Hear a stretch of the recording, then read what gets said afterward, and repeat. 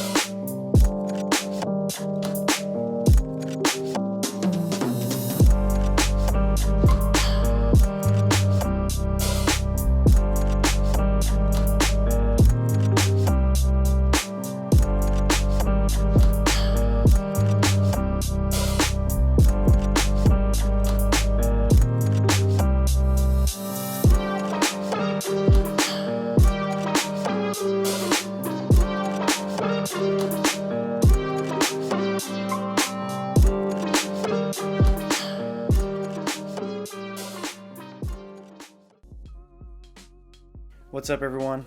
So like I said, I'm going to be going over the new phone that I just got. It's the Galaxy Z Fold 2. I've been wanting this phone for a while, ever since the Fold originally came out, but a lot of the things that were holding me back from getting that phone was, when it gets any amount of dust in the hinge, the freaking hinge makes all the crumpling noises and everything, and the front screen was like, I forgot what the aspect ratio of it was, but it was so small, it was just pointless to even use the front screen, and it had that weird notch cut out for the selfie camera when you were in tablet mode.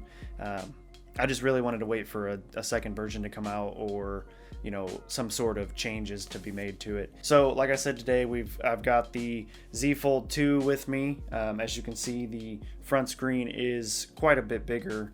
When you fold it out into tablet mode, it's got the new Samsung One UI that has a ton of features with it.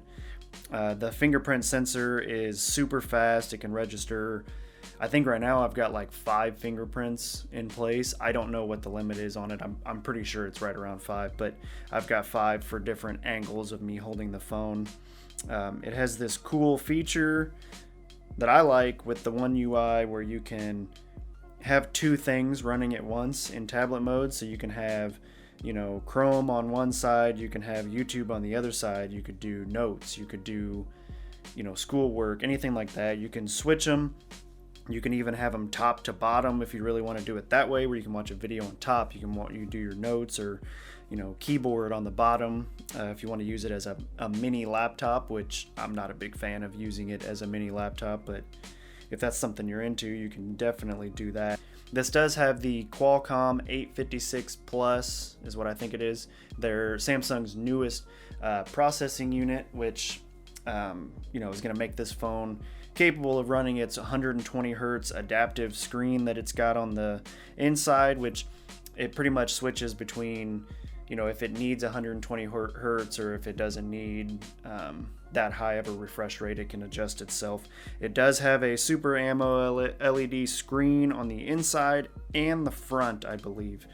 You do notice the hinge when you're in tablet mode. The seam isn't super noticeable if you're watching a YouTube video, but you will be able to see it if a glare hits it, or you've got the screen off. You will most definitely notice it. The hinge is super easy to fold and unfold. I really like that they put the new gear setup in there, so that you can have it at different viewing angles if you want, and the hinge isn't just gonna slap close like the original Fold did. And another thing to note is that the magnets aren't as strong as the last Fold, and I don't mean that it's gonna open by itself all the time, but it doesn't slap close into clamshell mode like the original Fold did as hard. It's got this real nice aluminum finish around the outside. It doesn't have any expandable storage. It comes with 256 gigs internal, which I'm not going to be using this for anything, project related. This is really just something cool to have. And also, if I'm at the fire station or something and I want to watch a YouTube video or something, it's just real nice to basically have a tablet in my pocket. They do make cases for these. I did buy a case for this, but the front screen is hard to, I'm assuming, make a case for, because the one that I have, the edges are so thick that it's hard to type on the very edges or drag down from the top. You are going to get triple 12 megapixel cameras in the back. You got your standard telephoto lens, you've got your standard lens, and then your macro lens. And then you're going to have two 10 megapixel cameras for your selfie cameras on the inside in tablet mode and on the outside. One of the cool things I like about this is that if you're in camera mode, you have the giant screen that can take up, the whole thing, so you can see what you're shooting really well. You can also make it to where you're in preview mode, where if you take a photo, it'll show you the last photo that you just did on the other side, and you can scroll through those and edit them or see what you just took. I also like that they give you the option to have a cover screen preview, so you can use this other side as a viewing angle. So like if you're taking a picture of somebody else, they can see the image that they're going to receive, so they can tell you what to adjust and whatnot. And then I also like that you can also use the 12 megapixel regular camera, regular phone cameras as a selfie camera if you wanted to. Another feature that I like about this, it's not really a large deal breaker type feature. It's not something that I would say go out, run out and buy this phone for.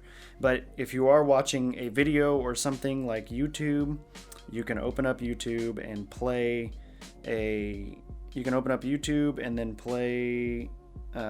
video, and it will allow you to sit in almost like mini laptop mode, like I had mentioned before, and you'll watch the video on the top screen, and then you can scroll through the bottom screen and choose another video type, do whatever.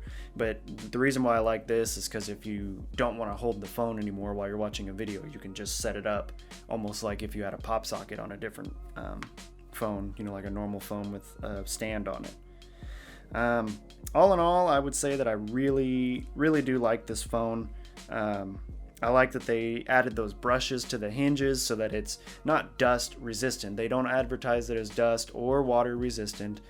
It doesn't have any IP ratings like that, so don't go jumping in the pool with it. Don't go walking through the beach and expect it to just keep all the dust out and everything. But that brush system does add an extra sense of security for you if, that is something that you were worried about, like me on the original Fold. I think the only thing that I would change about this is, one, it doesn't run Premiere Rush. And I don't know why, but the app is not compatible with this phone. It's also not compatible with my Galaxy Tab S7 Plus. I'm assuming that Premiere is Adobe is going to, fix that at some point. We'll find out. I would really like to be able to edit videos on the fly with my tablet or my phone. That would be really nice to be able to do, but that is one thing that I don't like. Another thing that I would probably change if it was me, and this is something that I saw in another YouTuber's video when he was reviewing the phone, is I don't understand why they couldn't just take the phone and make it a little bit longer this way. And then in a sense, you would have this screen right here as the front screen would be kind of like an S10 Plus on the front. You would have a regular Samsung Galaxy. And then when you open it, you would have a larger tablet mode. I don't know if they weren't wanting to encroach on big tablet mode, if they didn't want the phone to be too bulky, or if they tried that and it just didn't work. I don't know. But that's something that I would do, because when you're using the front screen and you're using like Facebook or Instagram, it doesn't really fit that well, as you could probably, expect from an aspect ratio like this. But also when you're in tablet mode, nothing really fits perfectly either. Instagram has these weird hazy bars on the side where you're scrolling through it like it's the size of a normal phone. My Facebook videos, are cut off at the top and bottom because they don't fit too well on the inside. It's not really a big deal for me. It's not a huge deal breaker for me, but it is something that I would have definitely looked at if I was Samsung, and it is something that I would probably change if they're going to make this phone again. I don't know if this style of fold is the way of the future. I really like this phone. I think that it's great. It's, you know, quirky. It's got the fold to it. I get people all the time asking me if that's one of those silly folding phones, and they want to see it. They want to see how it works. I think it's built fantastically. Samsung did a great job with the first and the second version. If you'd like to see its durability and how it is made up on the inside, I would recommend watching Jerry Rig Everything's Z Fold teardown and durability test. That's something that I did right before I went to buy the phone because I wanted to make sure that the hinge wasn't going to break backwards on me. I wanted to make sure that the brushes did work with the dust. So yeah, I'd go give him a check, or give his video a watch, and, you know, get your opinions based off of that. I hope anything that I said may have helped you if you were trying to think about buying this phone or not. That's just some of the things that I like about the phone, some of the cool features I found, and one of the things that I would have changed about it. But other than that, I think it's a perfect phone. I really like it. I love using it, and yeah. All right, well, that's going to do it for me today, guys. I do have another video in the works that's related to this in a way. It's another tech video, so stay tuned for that one. Keep your eyes open. Check the notification. Give me a subscribe. I'd really appreciate it. Like this video if you did. Dislike it if you didn't. Let me know in the comments anything that I could change. You know, don't be shy about telling me that I suck or did good or anything, and I'll catch you on the next one. Peace.